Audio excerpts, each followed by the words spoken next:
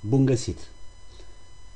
Haideți să dăm o ochiată prin dicționarele limbii noastre.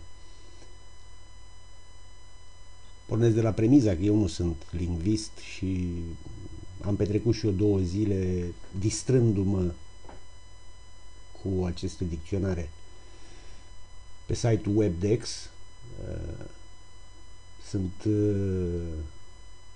înglobate toate dicționarele, dar se poate merge și pe Dex, pe sinonime, antonime, neologisme, ortografic, arhaice, regionalisme, etimologic și academic. Eu m-am uitat pe toate și o să facem împreună acest lucru și în direct.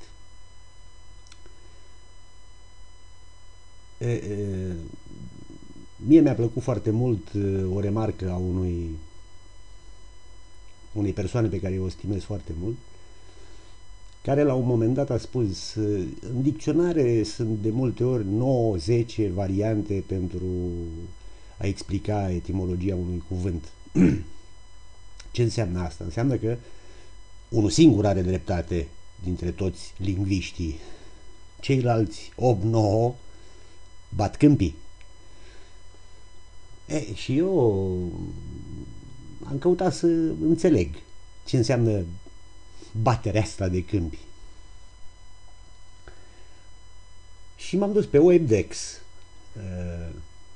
E suficient să se scrie aici, în această zonă, un cuvânt, după care caută și vin toate variantele expuse în toate dicționarele în acest caz.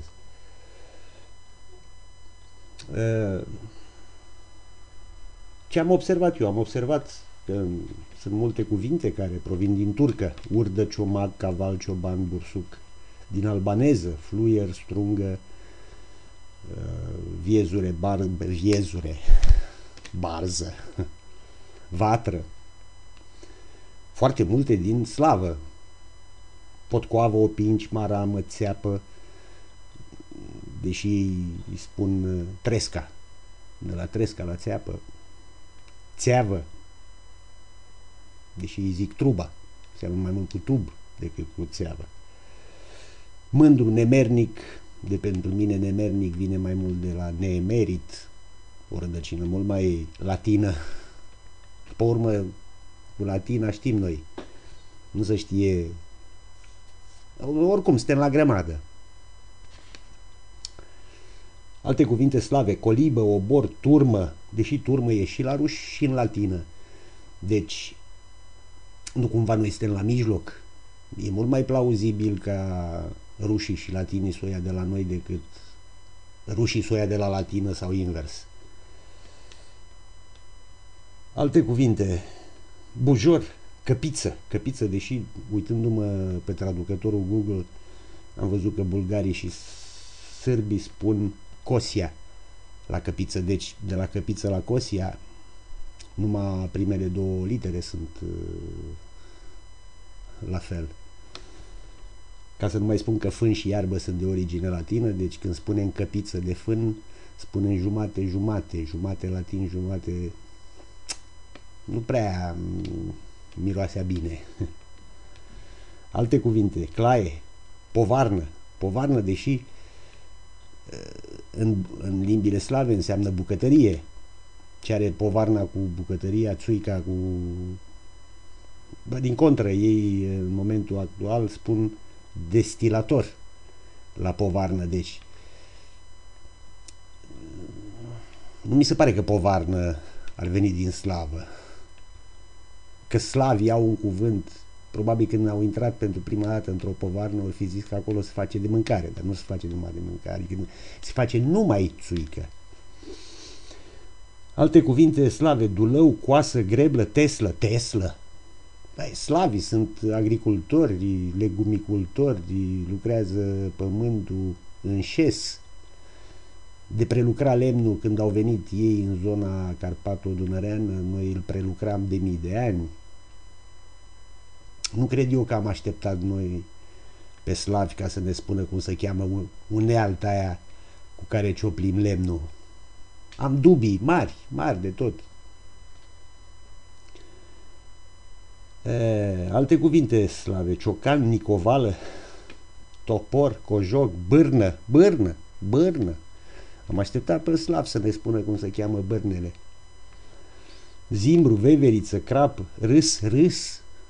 Păi râs vine de la a râde, nu? Că e animalul ăla care râde mereu. Și a râde e un cuvânt latin. Mi se pare ciudat că vine din răsărit cuvântul ăsta. Păi avem și cuvinte latine: lup, vulpe, ie din latină. Hai, fiind serioși. Mure, sunătoare, fân, iarbă, oaie, nutreț, flori, seceră, cui, foale, ton, atunde. Multe cuvinte vin din maghiară. Bundă, hârdău, deși ei la hârdău, ceea ce numim noi hârdău, ei spun vöder. Ce, ni l-au dat nouă și după aia l-au uitat sau cum? Alte cuvinte ungurești: făcăleț, păcurar, pe ăsta. Dacă ei în momentul de față spun pastor, care vine din latină, lăsați-ne, bă, fraților, să zicem și noi că păcurar e, știm noi, amestecătura aia cu latină și cu românească.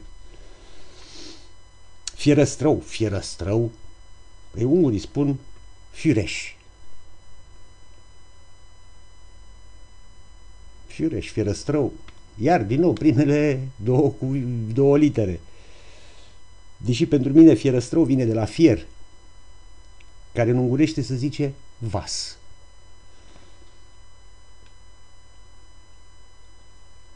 La făcăleț ei spun lapat. Ce? Ni l-au dat nouă făcălețul și pe urmă ei l-au uitat și au adoptat lapat. Bun.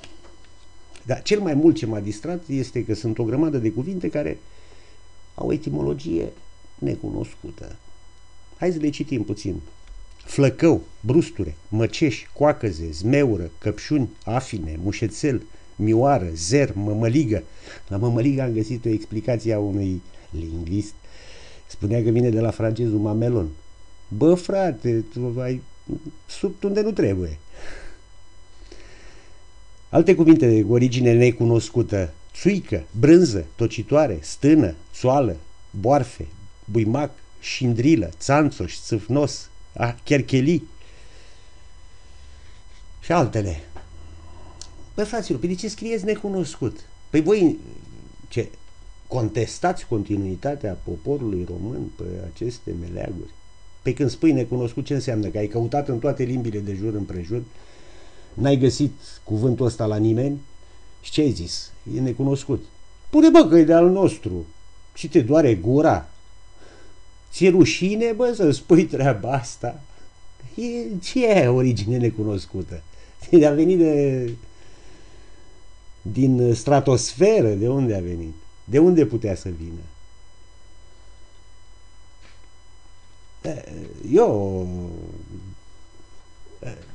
Aici avem cuvântul brânză. Etimologie necunoscută. Cine zice? Dicționarul explicativ din 98.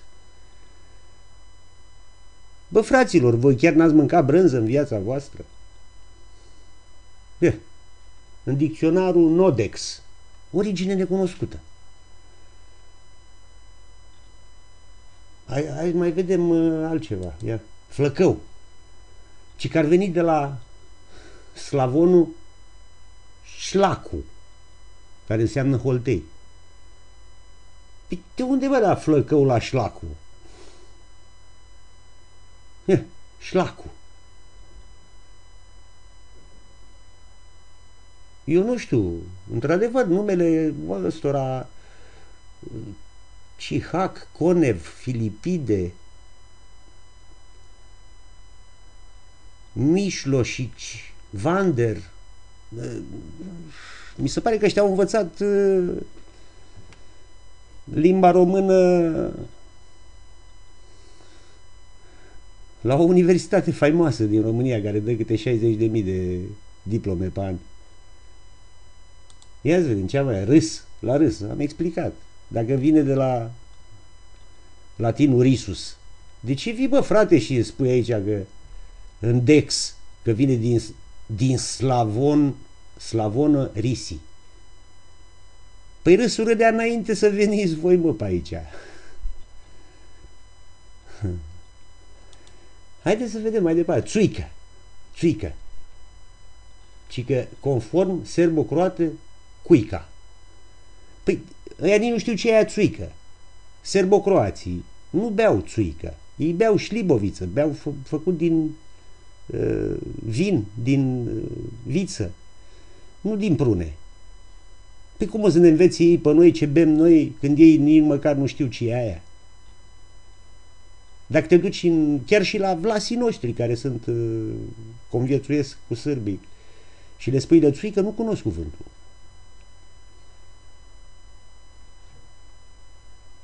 Haideți, mă, fraților, că țuica e românească, mă. Nu e... Pe urmă să spune că se transmite de la noi și la Saș și la...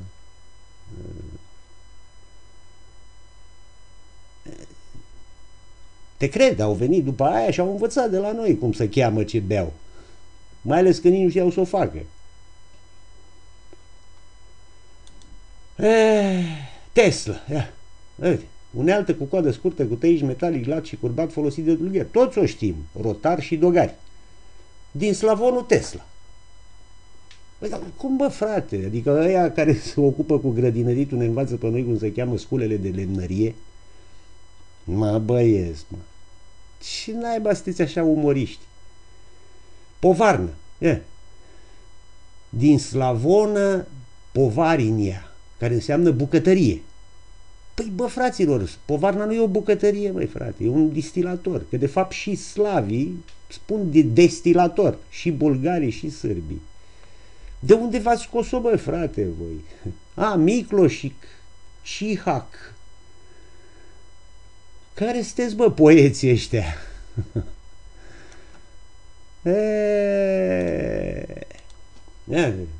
Ferăstrău. Ferăstrău. Aici fel de fel de fireș.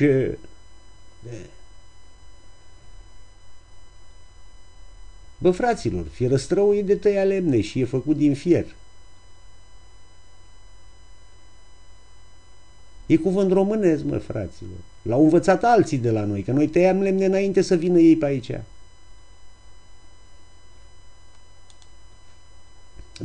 Viezure, știam cu toții că e cuvânt de origine dacă. Nu, domnule, vine din albaneză viedule. E și au fost unii care au spus ca HD-ul, că vine de la daci.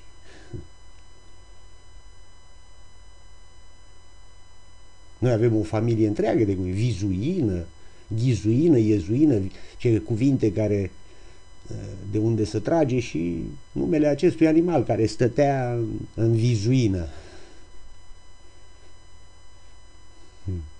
Nici măcar viezurile nu ni-l lăsați. Trebuie să vină de la albanezi. Adică ce? Au venit albanezii în Maramureș să le spună la aia cum se cheamă animalul ăla, bursucul ăla. Deci, vă urez distracție plăcută pentru cine are timp. Și nu uitați că din toate variantele astea, brânză, etimologie necunoscută. Bă, copii, chiar nu există cineva în academia aia și în țara asta care să facă un dicționar în care să apară toate cuvintele astea ale noastre și să mai dăm la o parte niște cuvinte care le-am împrumutat pe parcurs și care poate că nici nu au semnificațiile care le au, profundele semnificații pe care le au cuvintele noastre. Bun, vă urez succes și distracție plăcută. Ciao!